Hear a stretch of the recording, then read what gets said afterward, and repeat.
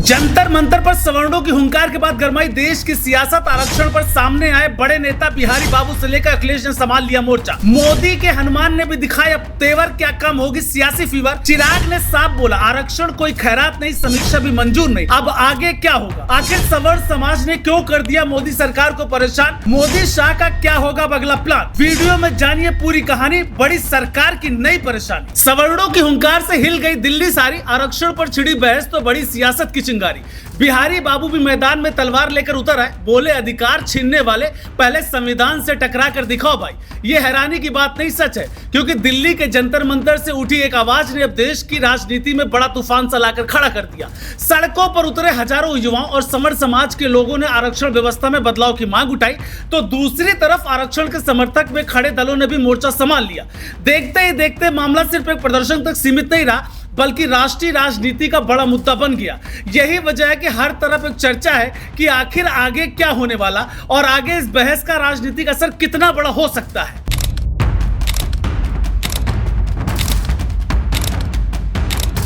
दरअसल जंतर मंतर पर हुए प्रदर्शन में बड़ी संख्या में युवाओं और संवर समाज के लोगों ने हिस्सा लिया।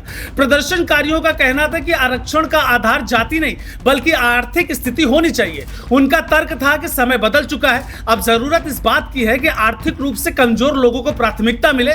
इसी मांग को लेकर प्रदर्शन हुआ। कई संगठनों ने अपनी आवाज बुलंद की। प्रदर्शन के बाद सोशल मीडिया पर भी मुद्दा तेजी से फैल गया और देखते ही देखते पूरे देश में चर्चा का विषय बन गया। लेकिन जैसे ही ये मांग तेज हुई, आरक्षण समर्थक में खड़े राजनीतिक दल और नेता भी मैदान में उतर आए। सबसे पहले समाजवादी पार्टी प्रमुख अखिलेश यादव ने प्रतिक्रिया दी। उन्होंने कहा आरक्षण सुधार के नाम पर आरक्षण समाप्त करने की साजिश रची जा रही है। उनके मुताबिक ये पीड़ित समाज के अधिकारों पर हमला है और आरक्षण किसी भी इच्छा का विषय नहीं बल्कि अधिकार है। अखिलेश के इस बयान के बाद सियासी तापमान और बढ़ गया, क्योंकि मामला सीधे सामाजिक न्याय और राजनीतिक प्रतिनिधित्व से जुड़ गया। इसी बीच सबसे ज्यादा चर्चा जिस नेता की हुई वो रहे केंद्रीय मंत्री और लोक जनशक्ति पार्टी रामविलास के प्रमुख चिराग पासवान। क्योंकि बिहार की राजनीति में मजबूत पहचान रखने वाले चिराग ने बेहद सख्त रुख अपनाया।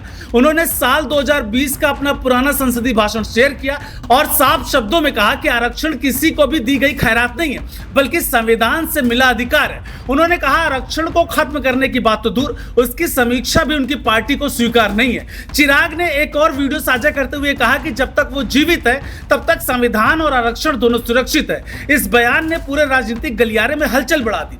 अब सवाल उठता है कि चिराग पासवान को लेकर इतनी चर्चा क्यों हो रही है? इसकी वजह यह है कि बिहार और उत्तर भारत की राजनीति में पिछड़े, दलित और वंचित वर्गों की भूमिका बहुत बड़ी है। ऐसे में चिराग का खुलकर मैदान में उतरना इस बहस को और बड़ा बना देता है। यही कारण है कि उनके बयान को सिर्फ एक राजनीतिक प्रतिक्रिया नहीं बल्कि स्पष्ट राजनीतिक संदेश माना जा रहा है। उन्होंने साफ संकेत दिया कि उनकी पार्टी आरक्षण के मुद्दे पर किसी भी प्रकार की नरमी दिखाने के मूड में नहीं है। देखिए, आरक्षण किसी के कहने से समाप्त होने वाली चीज नहीं है। आरक्षण किसी को मिल रही खैरात भी नहीं है। आरक्षण एक संवैधानिक अधिकार है। उधर केंद्रीय मंत्री रामदास अठावले ने भी बेहद कड़ा रुख अपनाया।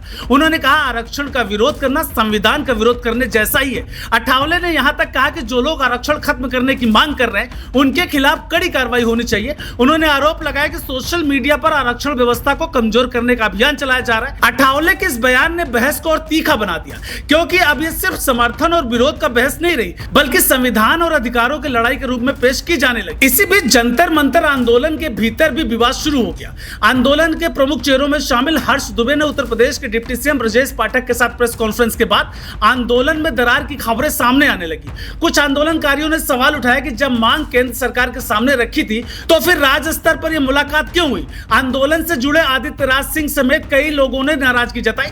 दूसरी तरफ हर्ष दुबे ने सफाई देते हुए कहा कि सरकार को 2 दिन का समय दिया गया है और अगर बात नहीं सुनी गई तो फिर जंतर मंतर पर बड़ा प्रदर्शन होना तय है। इससे साफ हो गया कि आंदोलन के भीतर भी रणनीति को लेकर मतभेद सामने आ रहे हैं। अब सबसे बड़ा सवाल यह कि मोदी और शाह के लिए स्थिति चुनौती क्यों मानी जा रही? इसकी वजह राजनीतिक गणित है। एक तरफ सवर्ण समाज का हिस्सा है जो आरक्षण में बदलाव की मांग कर रहा है, तो दूसरी तरफ दलित, पिछड़े और आरक्षित वर्गों से जुड़े बड़े नेता किसी भी बदलाव या समीक्षा के खिलाफ मजबूती से खड़े।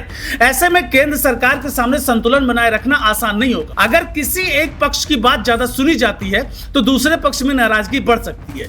यही कारण है कि इस मुद्दे को राजनीतिक रूप से बेहद संवेदनशील माना जा रहा है। हालांकि अभी तक केंद्र सरकार की ओर से आरक्षण व्यवस्था में किसी बदलाव की घोषणा नहीं की गई है, लेकिन जंतर मंतर से उठी आवाज और उसके बाद शुरू हुई राजनीतिक बयानबाजी ये साफ कर दिया है कि आने वाले दिनों में मुद्दा और गर्म होने वाला है। एक तरफ सवर्ण समाज अपनी मांगों को लेकर दबाव बना रहा है तो दूसरी तरफ चिराग पासवान, रामदास अठावले, अखिलेश यादव और कई नेता आरक्षण के पक्ष में मजबूती के साथ खड़े दिखाई दे रहे हैं। फिलहाल आरक्षण की बहस अब सिर्फ सड़कों तक सीमित नहीं रही, ये संसद से लेकर सोशल मीडिया और राजनीतिक मंचों तक पहुंच चुकी है। सवर्ण समाज की मांगों ने एक नई चर्चा को जन्म दे दिया है, जबकि आरक्षण समर्थक नेता इसे संवैधानिक अधिकार बताते हुए किसी भी बदलाव के खिलाफ मोर्चा खोले हुए हैं। आने वाले दिनों में सरकार क्या रुख अपनाती है, आंदोलन किस दिशा में जाता है, यह बहस कितनी दूर तक पहुंचती है, इस पर पूरे देश की नजर बनी रहने वाली है।